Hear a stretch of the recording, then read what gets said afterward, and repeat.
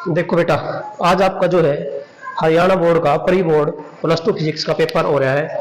और ये जो पेपर है बेटा, प्री बोर्ड पेपर 70 नंबर का पेपर, और टाइम 3 घंटे है।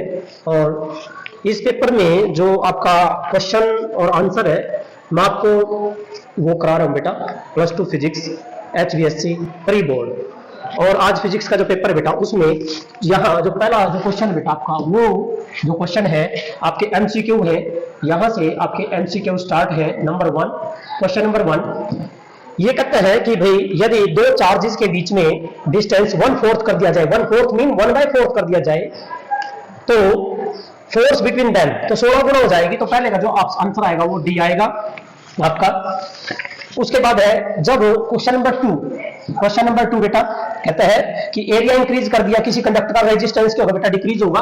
तो इसका जो ऑप्शन है आपका वो आएगा आपका सी जो है, सॉरी बी है बेटा, दैट इज बी ऑप्शन से रिप्रेजेंट करके, क्योंकि आर बराबर क्या होता है बेटा, that is rho into L by A होता है। यदि ए को इंक्रीज करेंगे तो आर का जाएगा बेटा, डिक्रीज हो जाएगा। क्वेश्चन नंबर 3 है बेटा, वो क्या है कि how the current flowing through the 1 kilo ohm. भाई जो रेजिस्टेंस है आर कितना बेटा, 1 किलो ओम है, और वोल्टेज है बेटा आपको 2 वोल्ट है। वोल्टेज कितनी है, 2 वोल्ट। तो करंट बताना है, तो आई की वैल्यू क्या आएगी, V by R, mean V by R की वैल्यू बेटा 10 की पावर आपका 3। ऊपर लेके जाओगे तो ये आएगा आपका 2 × 10 की पावर -3, और ये बन जाएगा बेटा 2 milli ampere, that is the 2 milli ampere. तो इसका राइट आंसर है that is B is the right answer. इसका जो बेटा ऑप्शन है बी, और इसका जो है थर्ड सेकंड का बी था बेटा, और फर्स्ट का डी था। अब आ जाओ क्वेश्चन नंबर 4। जो क्वेश्चन नंबर 4 है बेटा, उसका ये कहता है कि what is the speed of ultraviolet रे इन वैक्यूम। क्योंकि बेटा जितनी भी रेज होती हैं, अल्ट्रावायलेट रे है या आपकी गामा रे है या आपकी इंफ्रारेड रे है, तो सभी की जो वेलोसिटी है, स्पीड है, वैक्यूम में सेम रहती है, दैट इज सी, 3 × 10⁸ मीटर पर सेकंड। ये होती है बेटा C, and that is the option number B is the right answer. Now question number 5। जो क्वेश्चन नंबर 5 है बेटा आपका, वो है कहते हैं the 2 parallel wire carrying current in the same direction. 2 parallel wire है, करंट सेम डायरेक्शन में, तो बेटा क्या करती हैं, अट्रैक्ट करेंगी। So answer is B answer mean attract to each other. क्या करेंगे बेटा, attract to each other. So B answer is the right answer. Now question number 6 जो MCQ का कहता है कि एवरेज पावर LCR में बेटा, एवरेज पावर इन LCR, जो पावर LCR में क्या होता है बेटा, that is V × I and that is the cos of phi। ये होता है बेटा VI cos phi। LCR circuit जब वो सीरीज में होता है बेटा आपका, जो सर्किट है जब वो सीरीज में होता है तो VI and cos phi, where cos phi is the power factor. Now question number 7, हाँ क्वेश्चन नंबर 6 का जो ऑप्शन है बेटा, राइट आंसर क्या था, A is the right answer. Now question number 7 में when light pass from one medium to another medium which one of the does not change. भाई frequency change नहीं होती, तो इसका मतलब न्यू है, चेंज नहीं होता, तो ऑप्शन आएगा इसका C is the right answer. Now question number 8। जो क्वेश्चन नंबर 8 है बेटा, जो क्वेश्चन नंबर 8 है, वो कहता है दो लेंस है, एक की पावर है +8, एक की है -4, दोनों को कांटेक्ट में रख दिया, तो फोकल लेंथ बतानी है बेटा। दोनों पावर को जोड़ दो, 8 और -4 है, तो आपके पास आया कितना, 4 आया, पावर 4 डी आ गया बेटा, और पावर होता है 1/f, तो आप इसको सेंटीमीटर में ले 100/f कर लीजिए 4, तो ये फोकल लेंथ आ जाएगी आपका। यहाँ से ये जो है ना बेटा, ये वाला तो क्या आएगा आपका, फोकल लेंथ आएगी, एंड दैट इज 20, क्या आएगा, दैट इज 25 सेंटीमीटर। तो इसका आंसर आएगा आपका 25 सेंटीमीटर, और आंसर है बेटा इसका C is the right answer, C is the right answer. Now question number 9। Question number जो 9 है बेटा, वो है कि what is the unit of refractive index. भाई रिफ्रैक्टिव इंडेक्स क्या होता है बेटा, c/v होता है। ये वेलोसिटी है, तो यूनिट लेस क्या है बेटा, यूनिट लेस। तो लास्ट ऑप्शन आ रहा है नन ऑफ दीज, तो D is the right answer, इसका डी आंसर आएगा। नाउ क्वेश्चन नंबर 10 में क्या है, which of the following minimum stopping potential. देखिए बेटा, जो स्टॉपिंग पोटेंशियल है वो डायरेक्टली प्रोपोर्शनल था फ्रीक्वेंसी के, और फ्रीक्वेंसी इनवर्सली प्रोपोर्शनल होता है लैम्डा के। जिसकी वेवलेंथ ज्यादा है, एक हो जाएगा कम हो जाएगा, तो वेवलेंथ जो बेटा रेड की ज्यादा है, रेड की वेवलेंथ ज्यादा होती है, तो एक हो जाएगा कम, तो रेड के लिए आएगा, तो रेड कलर के लिए आंसर आएगा, तो ऑप्शन क्या है, डी है। So D is the right answer. तो क्वेश्चन नंबर 10। अब क्वेश्चन नंबर 11 क्या बेटा, क्वेश्चन नंबर 11 कह रहा है कि which whose model is called nuclear model of atom. Nuclear model of atom बेटा रदरफोर्ड ने दिया था 1911 में। Nuclear model of atom, that is the nuclear model of atom, model of an atom atom का न्यूक्लियर मॉडल जो है बेटा किसने दिया था, दैट इज रदरफोर्ड। किसने दिया था बेटा, रदरफोर्ड ने दिया था कब, 1911 में। और इसका जो राइट आंसर है इसमें कह रहा है ये सी इज द ऑप्शन, सी इसका जो ऑप्शन सी है राइट आंसर है बेटा 11। Now question number 12, question number जो 12 है बेटा एमसीक्यू का, कहता है कि ये proton electron same de Broglie, दोनों डी ब्रोगली वेवलेंथ सेम है, लैम्डा बराबर क्या होता है बेटा h बाय, और काइनेटिक एनर्जी के साथ रिलेशन है तो that is twice of me, ये है बेटा रिलेशन। तो इसके अकॉर्डिंग जब आप देखोगे तो electron has more kinetic energy, कि जो इलेक्ट्रॉन है उसकी काइनेटिक एनर्जी क्या मिलेगी, ज्यादा मिलेगी। It mean kinetic energy of electron is greater than kinetic energy of proton. So आपका जो आंसर है सी, इसका ऑप्शन आएगा बेटा C is the option right answer. Now question number ये 12 था बेटा, अब क्वेश्चन नंबर 13, क्वेश्चन नंबर 13, जो क्वेश्चन नंबर 13 है बेटा वो कहता है विच डोफेंट कैन नॉट बी यूज्ड। भाई कौन सा डोफेंट हम यूज नहीं कर सकते सिलिकॉन को एन टाइप बनाने के लिए। बेटा एन टाइप को बनाने के लिए आपने पता पेंटावेलेंट इम्प्योरिटी एटम डालना है, और पेंटावेलेंट को क्या ग्रुप 15 वाला है, यहाँ ग्रुप 13 का एक दे रखा है बेटा, बोरोन दे रखा है, तो इट मीन आपका ये नहीं डाल सकते हम। So A is the right answer. Now question number 14, जो क्वेश्चन नंबर 14 है बेटा वो है, कहता है कि भाई which charge on the P type. बेटा पी टाइप सेमीकंडक्टर पर चार्ज क्या होता है, चार्ज कहता है, सो नो चार्ज, क्या है बेटा, नो चार्ज, क्योंकि न्यूट्रल होता है। क्या होता है बेटा, न्यूट्रल, क्या है बेटा, दीज आर न्यूट्रल, क्या होता है बेटा, न्यूट्रल होते हैं, कोई चार्ज नहीं होता। सो इसका आंसर बेटा C, right answer C. Now question number 15, question number जो 15 है बेटा, क्वेश्चन नंबर 15 इसका आपका क्वेश्चन का कहता है कि अजर्सन रीजन के बेटा, ये अजर्सन रीजन 15, 16, 17, 18, तो 15 में क्या कहा कि magnetic monopole does not exist. बिल्कुल सही है, मैग्नेट का मोनोपोल एग्जिस्ट नहीं होता है, लेकिन रीजन कहता है इसका रीजन कहता है कि bar magnet does exert a torque on itself और due to its own field. लेकिन बार मैग्नेट है कि ये टॉर्क है, घूमेगी थोड़ी है ना, अपने आप थोड़ी घूम जाएगी बेटा, जब इसको यूनिफॉर्म मैग्नेटिक फील्ड में रखेंगे तब घूमेगी। इट मीन आपका रीजन राइट, इसकी एक्सप्लेनेशन नहीं है, तो आपका असर्शन ठीक है। If assertion is true and reason for then C, so 15वां जो है बेटा आपका वो सी ऑप्शन आएगा, इसका 15वें क्वेश्चन का सी आएगा। और क्वेश्चन नंबर 16, ये 15, 16, 17 ये जो है बेटा आपके असर्शन टाइप के हैं, these are the assertion type. Question number 16 कहता है व्हेन 3 बल्ब, 3 बल्ब है बेटा, एक 200 वाट का, एक 100 वाट का, एक 50 वाट का सीरीज में कनेक्ट कर दिए, कहता है power consume by 50 what is more. Yes, power ज्यादा पाओगे इसमें, क्योंकि सीरीज में करंट करता है सेम होता है, और पावर जब सीरीज में होता है तो कम वाट वाले का रेजिस्टेंस करता है बेटा ज्यादा होता है, आई स्क्वायर आर लगाओगे तो पावर क्या आएगी, ज्यादा आएगी। बिल्कुल सही है। और इन सीरीज कहता है current same but potential difference in the parallel, right answer है, बिल्कुल सही है। तो इसकी एक्सप्लेनेशन भी है, तो इसका मतलब है बोथ आर राइट, तो बोथ आर राइट, तो इसका ऑप्शन आएगा ए। क्या आएगा बेटा, A is the right answer. Question number 17, जो क्वेश्चन नंबर 17 असर्शन और रीजन का बेटा, देखिए क्या कहता है क्वेश्चन नंबर 17 में, कहता है कि भाई interference pattern is made using the blue light instead of red light. Red light use ना करके हमने ब्लू लाइट लेनी है, तो फ्रिंज बिकम नैरो हो जाएगी। बिल्कुल सही है। रीजन क्या देगा, फ्रिंज विड्थ दे रखा, राइट है बेटा। फ्रिंज विड्थ बीटा बराबर है लैम्डा डी बाय डी, क्योंकि ब्लू की वेवलेंथ कम होती है तो ये क्या हो जाएगा बेटा, कम हो जाएगा, फ्रिंज विड्थ कम हो जाएगी, नैरो हो जाएगी। बिल्कुल सही है, तो इसका ऑप्शन क्या आएगा बेटा, A is the right answer, both are right. Now question number 18, question number 18 जो है बेटा, क्वेश्चन नंबर 18 क्या है, on increasing the temperature of a semiconductor resistance decrease, right होता है बेटा। टेंपरेचर सेमीकंडक्टर में हम टेंपरेचर इंक्रीज करते हैं तो उनका रेजिस्टेंस क्या होता है बेटा, डिक्रीज होता है।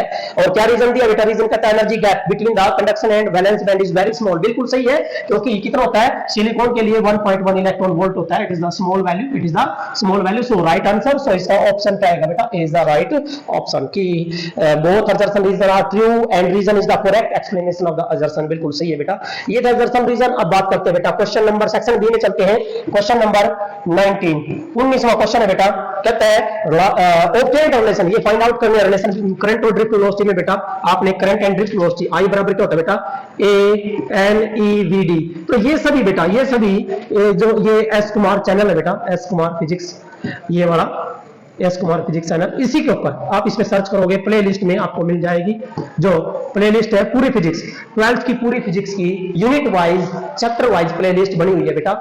तो आप उसमें जाके देखें तो ये आपका ए आई बराबर N V D relation derive हो सकता है। क्वेश्चन नंबर है आपका जो है 19वें का, जो और है, और में न्यूमेरिकल है बेटा। यस, जिस न्यूमेरिकल में क्या बेटा, वेस्टोन ब्रिज बनाना था आपने पहले, ये 5 है तो आपने वेस्टोन ब्रिज बनाना बेटा, ये वेस्टोन ब्रिज बनाना था। यहाँ 10 है, यहाँ 5 है, यहाँ 10 है, यहाँ 10 है, यहाँ 10 है, और इसको कनेक्ट कर रखा बेटा उसने 20 वोल्ट बैटरी के साथ, 20 वोल्ट के साथ करंट बताना है बेटा। जब P by Q R by S होता है तो इसका मतलब ब्रिज इज बैलेंस हो जाएगा बेटा, bridge is balance, there is no current, इसमें से कोई करंट नहीं जाएगा, ये खत्म हो जाएगा हमारा। तो आप 10 और 10 सीरीज 20 और 20 पैरेलल, तो इसका आंसर कितना आएगा 10। नेट रेजिस्टेंस कितना है बेटा 10 ओम आ गया। और V कितना है बेटा आपका 20 है। I कितना आएगा बेटा 20/10, तो कितना आएगा 2 एम्पियर। कितना आएगा बेटा 2 एम्पियर। क्वेश्चन पूछा था कि भाई करंट कितना ड्रॉ करेगी बैटरी, 2 एम्पियर ड्रॉ करेगी। नाउ क्वेश्चन नंबर 20, जो क्वेश्चन नंबर 20 है बेटा उसमें क्या है आपका, कहता है what are the diamagnetic substances. Diamagnetic बेटा, डायमैग्नेटिक सब्सटेंस वो होते हैं जिनका मैग्नेटिक मूवमेंट नेट होता है बेटा zero, whose net magnetic moment is zero and when they place in external magnetic field they are feebly magnetized but in opposite direction।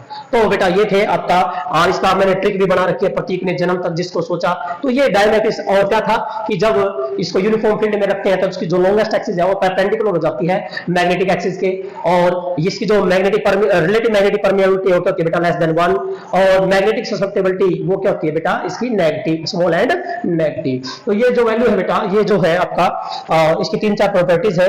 Now ये भी आपको चैनल पे ही मिलेगा, चैनल पे मिल जाएगा बेटा इसका आंसर, बिल्कुल कंप्लीट मिलेगा आपको। ठीक है, आप वहां जाके देखना, यहां से तो क्वेश्चन आता है बेटा, देखना है आपने ये। नाउ क्वेश्चन नंबर 21 भी बिल्कुल सिंपल क्वेश्चन है बेटा, माइक्रोवेव के यूज बताने हैं, माइक्रोवेव और रेडियो वेव। तो बेटा माइक्रोवेव ओवन में यूज करते हैं, और आप इसमें जो है कहां यूज करते हो इसको, आप रेडार में और टेलीकम्युनिकेशन में यूज करते हैं, और रेडियो वेव का रेडियो, टीवी और किसमें मोबाइल कम्युनिकेशन में यूज करते हैं। ये भी आपको कहां, चैनल पे ही बेटा, क्योंकि चैनल पे पूरी फिजिक्स, 12th फिजिक्स के सारे चैप्टर वाइज सॉल्यूशन है बेटा हर टॉपिक का।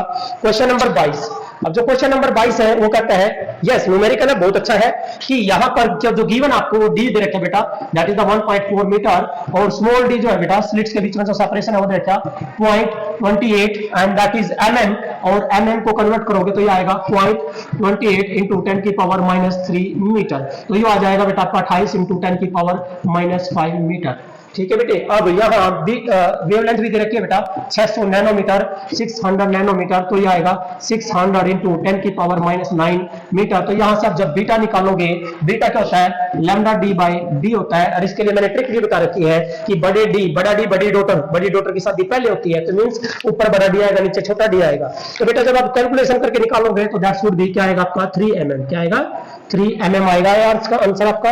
अब बेटा जो है क्वेश्चन नंबर है आपका 23 कहता है कि ड्रा IV ग्राफ और PN junction diode forward and reverse. बिल्कुल सिंपल है बेटा, फॉरवर्ड और रिवर्स में, फॉरवर्ड में तो ये डायग्राम था आपका, ठीक है बेटा, और रिवर्स में ये डायग्राम था, ये डायग्राम था आपका दैट इज द फॉरवर्ड, ये फॉरवर्ड में था, ये रिवर्स में था, तो ये था क्वेश्चन नंबर 23। अब चलते हैं, ये सब कुछ बेटा आपको YouTube चैनल पे मिल जाएगा, बिल्कुल एक्सप्लेन करा हुआ है, एक्सप्लेनेशन है इसकी हर एक क्वेश्चन की। क्वेश्चन नंबर 14 जो बेटा न्यूमेरिकल है कि 1 ग्राम ऑफ सब्सटेंस कितने जूल के बराबर है, क्या दिया बेटा 1.6, क्वेश्चन है 1.6 ग्राम है बेटा, वो कितने जूल के इक्वल है। तो आपको इसमें इक्वेशन यूज करनी है, E बराबर है mc², तो बेटा ये आपका है 1.6 इंटू 10 की पावर -3 किलोग्राम में कन्वर्ट करो, C की वैल्यू है बेटा 3 इंटू 10⁸, इसका स्क्वायर कर दो, दैट शुड बी, आपका कैलकुलेशन के बाद कितना आएगा बेटा, ये आएगा 1.44 इंटू 10 की पावर 14 जूल। अब मिलियन इलेक्ट्रॉन वोल्ट में निकालना है तो ये आपका 9 इंटू 10⁻11 मिलियन इलेक्ट्रॉन वोल्ट। तो ये दोनों पूछे गए थे, ये आपका क्वेश्चन नंबर 24, ये क्वेश्चन नंबर 24 था, न्यूमेरिकल था बेटा, ये क्या है न्यूमेरिकल पोर्शन। नाउ ये भी सब कुछ, ये न्यूमेरिकल भी बेटा YouTube पे ही मैंने कर रखे हैं, 8वीं यूनिट में है, 8वीं के आपका बी पार्ट जो है मिनट, ए बी पार्ट में है, एटम एंड न्यूक्लियाई वाले पार्ट में है। क्वेश्चन नंबर 25, क्वेश्चन नंबर जो 25 है बेटा वो ग्राफ दे रखा है, कहता है कि एनर्जी का, ये एनर्जी का है, ये कैपेसिटेंस का, कैपेसिटेंस इंक्रीज हो रही है, तो एक ग्राफ ये दिया है और एक ग्राफ ये दिया बेटा, ये एनर्जी है, ये कैपेसिटेंस है, कैपेसिटेंस इंक्रीज एनर्जी, ये ग्राफ दिया बेटा। कहता है कि इनमें से कौन सा ग्राफ जब चार्ज कांस्टेंट है, बेटा जब चार्ज कांस्टेंट होता है तो ये वाला ग्राफ आएगा आपका, जब क्या होता है क्या इक्वल टू कांस्टेंट, और जब v कांस्टेंट है तो होता है तो बेटा ये वाला ग्राफ आएगा आपका। ये बिल्कुल डीपली मैंने एक्सप्लेन किया हुआ है, आप चैनल पे जाके विजिट करके देख सकते हो। नाउ क्वेश्चन नंबर 26, जो क्वेश्चन नंबर 26 है बेटा उसमें आपने KCL एंड KVL कहता है कि state and explain Kirchhoff's laws for electric circuit. Okay, electric circuit important है ये दोनों, ये भी आपके YouTube चैनल पे है बेटा। क्वेश्चन नंबर दैट इज 27 में कहता है कैपेसिटेंस पैरेलल प्लेट कैपेसिटर किसका बेटा, पैरेलल प्लेट कैपेसिटर की कैपेसिटेंस है, parallel plate capacitor with dielectric slab. तो जिसमें हम ये डेरिवेशन करते हैं epsilon nought A by D minus T plus T by K, ये हम करते हैं बेटा, इंपॉर्टेंट है ये भी। मैंने आपको इस चैनल पे ही है, आप चैनल पे जाके चैप्टर वाइज में देखना इसको, पहले यूनिट के डी पार्ट में है ये, आप उसमें कर सकते हैं। और now question number 28, question number 28 जो है बेटा आपका वो है हाँ, इसका क्वेश्चन नंबर 27 का और पार्ट है बेटा। क्वेश्चन नंबर 27 के और पार्ट में क्या है, गॉस थ्योरम की एप्लीकेशन है बेटा। कहते हैं using the Gauss theorem electric field intensity due to the uniformly charge infinite plane sheet, infinite plane sheet की वजह से हम इलेक्ट्रिक फील्ड जो निकालते हैं बेटा वो होती है sigma bye twice of epsilon not निकालते हैं। इसके लिए डेरिवेशन का रखा है, आप विजिट कर सकते हो। Now question number 28, question number जो 28 है बेटा, एसी वोल्टेज है और एल के अक्रॉस ये कहता है कि ये जो वोल्टेज है बेटा ये एसी वोल्टेज है, दैट इज ई बराबर है E naught sine of omega t, और एल के अक्रॉस ये एल है बेटा, इसके अक्रॉस कनेक्ट कर दिया ऑफ इंडक्टर। कहता है आपने प्रूफ करना है show that the inductor and voltage, भाई इसमें करंट जो है बेटा वो क्या होगा, lag behind by a phase of π/2, जो फेज डिफरेंस आएगा वो कितना आएगा, π/2 आएगा। ये भी आपका बेटा यूट्यूब चैनल पे ही अपलोडेड है ऑलरेडी, आप विजिट कर सकते हो।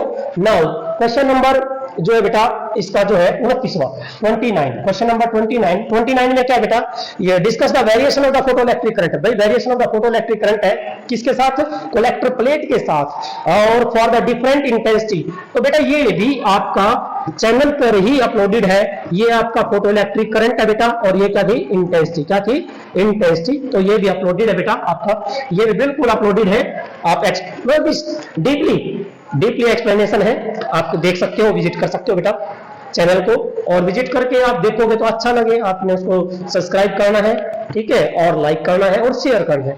नाउ क्वेश्चन नंबर आपका जो है 30, क्वेश्चन नंबर बेटा 30 जो है, क्वेश्चन नंबर 30 क्या है, कहते हैं डिफाइन द क्रिटिकल एंगल। तो बेटा क्रिटिकल एंगल बिल्कुल इंपॉर्टेंट, क्रिटिकल एंगल क्या होता है, क्रिटिकल वो एंगल ऑफ इंसिडेंट होता है किसी डेंसर मीडियम में कि जिसमें जो लाइट यदि उससे ज्यादा एंगल ऑफ इंसिडेंट से कोशिश करेगी डेंसर टू रेयर जाने की तो उसी मीडियम में रह जाएगी, जिसको हम बोलते हैं क्रिटिकल एंगल। तो क्रिटिकल एंगल क्या है, the angle of incident for which angle of refraction is 90 degree at the interface of this medium and of rare medium. तो बेटा यहां पर एंड ये जो है आपका क्रिटिकल एंगल के बाद उसके बाद रिलेशन निकालनी थी, म्यू इज इक्वल टू है 1 बाय साइन सी, ये भी ऑलरेडी अपलोडेड है बेटा, आप विजिट करके बिल्कुल देख सकते हो। क्वेश्चन नंबर 31, क्वेश्चन नंबर जो 31 है बेटा वो ये जो सेक्शन है बेटा 31 कहता है explain the principle of moving coil galvanometer. बेटा ओनली प्रिंसिपल एमसीजी का प्रिंसिपल, इसका प्रिंसिपल क्या था कि जब एक current carrying coil place in the uniform magnetic field then it will be experience a torque, ये इसका प्रिंसिपल था। कहता है how it convert into ammeter, कि वो आपने गैलोमीटर को किसमें कन्वर्ट करना बेटा, एमीटर में कन्वर्ट करना है। So when you connect A low resistance in the parallel, तो ये भी आपका अपलोडेड है ऑलरेडी, बिल्कुल सारा डेरिवेशन। नाउ क्वेश्चन नंबर 31 का और है, तो ये जो क्वेश्चन नंबर 31 है इसके और में एक क्वेश्चन डाला हुआ है कि torque on A current carrying loop in the uniform magnetic field. तो बेटा आपने ये वहां डेरिवेशन करना था, टॉर्क बराबर है NIBA cos ऑफ थीटा, या फिर यहां आएगा NIBA साइन ऑफ अल्फा। तो ये आपका तो एक्सपीरियंस मतलब कि एक टॉर्क एक्सपीरियंस करेगी कॉइल्स, इंपॉर्टेंट है, यही इसका प्रिंसिपल था बेटा एमसीजी का। तो ये भी ऑलरेडी अपलोडेड है बेटा, आपका चैनल पे अपलोडेड है कंप्लीटली एक्सप्लेनेशन के साथ। Now question number 32, question number जो 32 है बेटा उस क्वेश्चन में क्या है, ये रिलेशन यस इंपॉर्टेंट है, स्फेरिकल रिफ्रैक्टिंग सरफेसेस की इंपॉर्टेंट एप्लीकेशन है कि μ1 बाय माइनस का u plus μ2 by v is equal to μ2 minus μ1 by r। ये क्या होता है बेटा, जब रेयर टू डेंसर जाते हैं किसके लिए कहता है, for the convex spherical refracting surface, important है बेटा, ये भी ऑलरेडी अपलोडेड है चैनल के ऊपर। नाउ रे diagram for the compound microscope, and इसके और में जो आया हुआ है बेटा वो है आपका कंपाउंड माइक्रोस्कोप, कंपाउंड माइक्रोस्कोप। तो ये भी बेटा आपका जो है ऑलरेडी अपलोडेड है चैनल के ऊपर विद कंप्लीट एक्सप्लेनेशन और डेरिवेशन एक्सप्रेशन निकालना। मैग्नीफाइंग पावर होती है जो बीटा बराबर बीटा बाय अल्फा था, एन के बराबर था बेटा, ये आता है, इसके लिए डेरिवेशन निकालना था आपने। अब कहता है क्वेश्चन नंबर 33, जो क्वेश्चन नंबर 33 है बेटा उसमें क्या है, define self inductance and coefficient of self induction. Means एक बार तो आपने डेफिनेशन देनी है बेटा, that is the self induction, self induction mean property किसी एक कॉइल की जिसमें वो कॉइल क्या करेगी, किसका चेंज इन स्ट्रेंथ का क्या करेगी, अपोज करेगी, क्या पैदा करके अपने अंदर ही इंड्यूस्ड ईएमएफ पैदा करके। तो ये था सेल्फ इंडक्शन और सेल्फ इंडक्टेंस। एक डेफिनेशन जो इसमें देनी बेटा एल की, सेल्फ इंडक्टेंस, और ये कहां से आया था, ये phi is directly proportional to I, और यहाँ phi is equal to L I, यहां से आप एल इज इक्वल टू क्या आएगा, फाई बाय आई आएगा। डेफिनेशन दे सकते हो, यहां से दे सकते हो, और लेंजेस लॉ यूज करके वहां से दे सकते हो कि माइनस एल, और ये क्या था बेटा डी आई बाय dt था, कि जब di बाय जो dt है बेटा वो क्या हो जाए, change in the strength of the current कितनी हो जाए, 1 हो जाए, तो ये जो है बेटा आपका इसके इक्वल आ जाएगा। Means self inductance of a coil is said to be the induced EMF. अब जो है बेटा इसके बाद है इसका बी पार्ट। यस, इसका ए पार्ट में तो ये था बेटा, और इसका जो बी पार्ट है क्वेश्चन नंबर 33 का बी पार्ट, इसमें न्यूमेरिकल है। यस, एल दे रखा आपको 10 हेनरी, एल 10 हेनरी दे रखा बेटा, और करंट जो पहला करंट है मैंने बोल रखा वो I1 है 10 एम्पियर है, दूसरा करंट है बेटा I2 वो कितना बेटा 7 एम्पियर है, और टाइम दे रखा है बेटा 9 × 10 की पावर -2 सेकंड। तो आपने सिंपल E बराबर ये फॉर्मूला यूज कर दीजिए बेटा, ये रहा ये फॉर्मूला, E बराबर है क्या होता है बेटा -L, और DI का मतलब है I2 - I1 बाय T। तो जब आप इसको यूज करोगे, कैलकुलेशन करोगे बेटा, तो आपके पास जो है न्यूमेरिकल वैल्यूज आएगी, इसकी जो वैल्यू है दैट शुड बी 3.3, क्योंकि बेटा ये जो है आपका दैट इज इक्वल टू देखिए 10 माइनस का 10, और I2 कितना 7 - 10 3 आ गया बेटा, और बाय 9 × 10 पावर कितना बेटा -2, तो 3 पे काट दो 3, तो 10/3, ठीक है बेटा। तो ये आ गया माइनस माइनस का प्लस, तो कितना है बेटा 10/3 × 10 की पावर 2, ये आपका आंसर है, या 1000/3 कह सकते हो, ठीक है बेटा, 1000/3 आ जाएगा बेटा। तो 1000/3 का मतलब है आपका जो है क्या बनेगा बेटा, 1000/3 जो है बेटा आपका ये आ जाएगा आपका दैट इज 1000/3 मींस 333.3 वोल्ट, ये आपका आंसर आएगा बेटा, ठीक है, इंड्यूस्ड ईएमएफ। तो ये था क्वेश्चन नंबर 33 का बी पार्ट। अब आ जाओ बेटा 34, क्वेश्चन नंबर 34। जो क्वेश्चन नंबर 34 है वो केस स्टडी का बेटा, आप पढ़ के देखना इसको।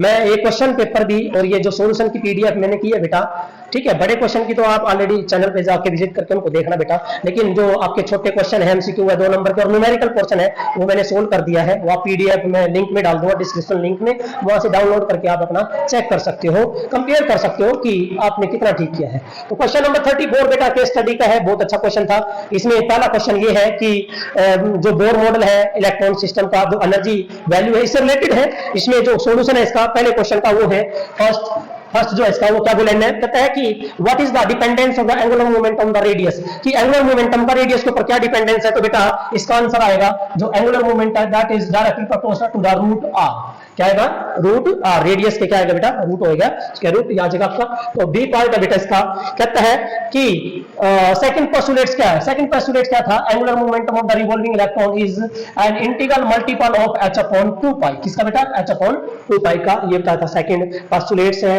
और सी में क्या है कि नेगेटिव जो साइन होता है टोटल एनर्जी में, किसमें बेटा टोटल एनर्जी में जो नेगेटिव साइन होता है वो किसके लिए होता है, that is stand for boundation in bounding energy, bounding energy या बाइंडिंग एनर्जी जो बेटा आप कह सकते हो that is the binding, that is the binding energy means attractive force, binding energy या अट्रैक्टिव फोर्स की इलेक्ट्रॉन जो है बेटा वो किसके साथ फोर्स ऑफ अट्रैक्शन, न्यूक्लियस के साथ फोर्स ऑफ अट्रैक्शन के साथ रिवॉल्व कर रहे हैं, क्योंकि जो फोर्स ऑफ अट्रैक्शन है that will provide the centripetal force to the electrons revolving around the nucleus in their respective orbits. तो नाउ क्वेश्चन नंबर डी, इसका जो डी पार्ट है बेटा वो कहता है कि what assumption is driving for energy of the electrons, भाई एनर्जी ऑफ इलेक्ट्रॉन निकालने के लिए आपने कौन सी असम्पशन ली है। तो बेटा असम्पशन हमने कौन सी ली है, दैट इज द थर्ड, हमने जो थर्ड असम्पशन ली है, क्योंकि फर्स्ट असम्पशन जो थी अब बोर मॉडल में वो न्यूक्लियस के बारे में थी कि इलेक्ट्रॉन जो है स्टेशनरी ऑर्बिट में रिवॉल्व कर रहे हैं, दूसरी एंगुलर मोमेंटम थी, तीसरी कि जब इलेक्ट्रॉन हायर टू लोअर जाता है या लोअर टू हायर तो एनर्जी निकलती है बेटा, जिसमें स्पेक्ट्रम सीरीज का ऑब्जर्वेशन हुई थी।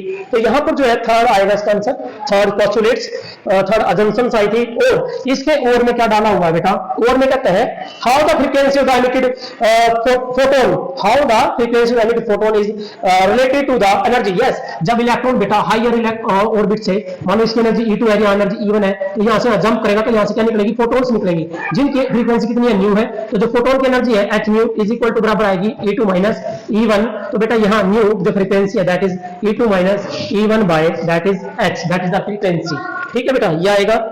अब जो क्वेश्चन नंबर है आपका 35, जो लास्ट जो क्वेश्चन है बेटा आपका 35, क्वेश्चन नंबर 35, ये भी केस स्टडी है बेटा, केस स्टडी ही क्वेश्चन है, इसमें भी बहुत अच्छा है, ये आप इसको पढ़ के देखना।